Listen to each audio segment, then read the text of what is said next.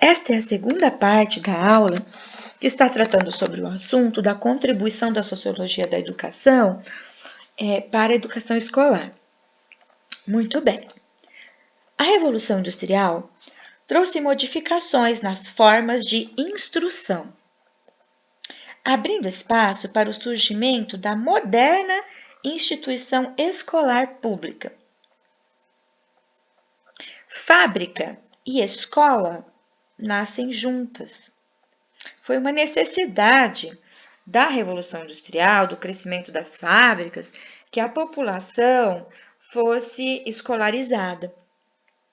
Se em períodos históricos anteriores a família sempre foi o principal responsável pelo processo de formação dos sujeitos para a integração na sociedade, a modernidade buscou uma nova instituição que se responsabilizasse pela formação humana para este novo modo de organização da vida social, que é a escola.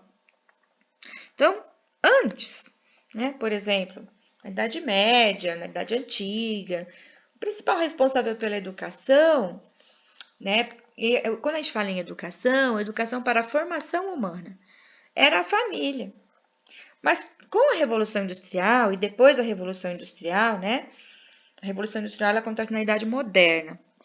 Então, com a Revolução Industrial, vai surgir uma nova instituição que vai se tornar grandemente responsável pelo processo de formação humana, que vai ser a escola.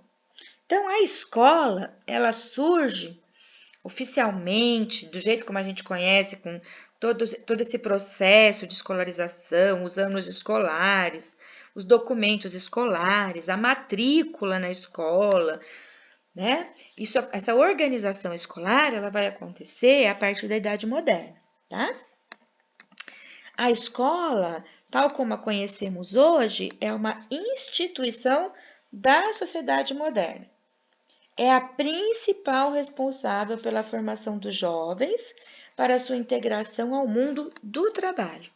Passa pela a formação para o mundo do trabalho, hoje, nos nossos dias, passa pela formação escolar. Vamos entender, fiz esse quadro aqui para nós entendermos um pouco, compararmos um pouco o processo de educação. Vamos pensar no feudalismo, na época da Idade Média. Os valores religiosos eram muito grandes na sociedade da Idade Média. A alfabetização era somente para algumas poucas pessoas. Desculpa, gente, eu vou tossir, estou gripada. Me desculpem. Bom, então, a alfabetização era somente para algumas poucas pessoas. Muitas vezes acontecia em casa, com um professor particular ou na igreja.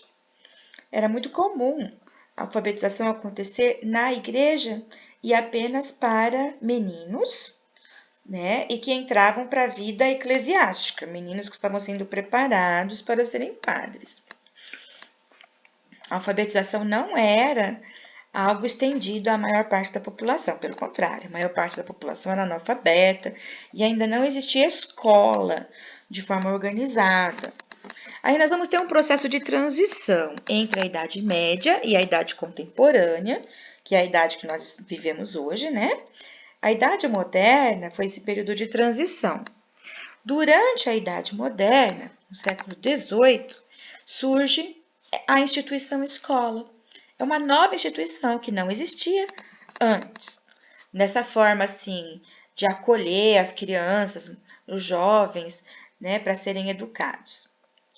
O principal objetivo, da criação da escola foi educar o trabalhador, porque com o surgimento da indústria, o processo de revolução industrial, muitas pessoas foram trabalhar nas fábricas e houve necessidade de se educar esse operário.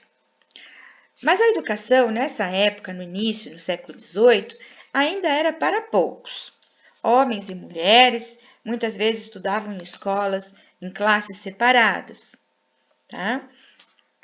E havia educação pública, mas era restrita, era muito pouca. Então, ainda nessa época, poucas pessoas tinham direito à educação. E aí nós vamos para a transição no século XIX, na Idade Contemporânea, e a escola vai passar por toda uma estruturação física e também burocrática. A estruturação física tem a ver, por exemplo, com o estilo dos prédios, o modelo dos prédios, a caracterização dos prédios, como que era dentro da sala de aula, todo mundo sentado em carteiras, uma carteira atrás da outra, um quadro lá na frente para o professor escrever.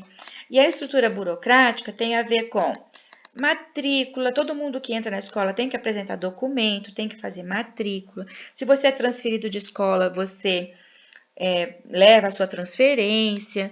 Tem o diário, onde o professor tem que registrar a presença.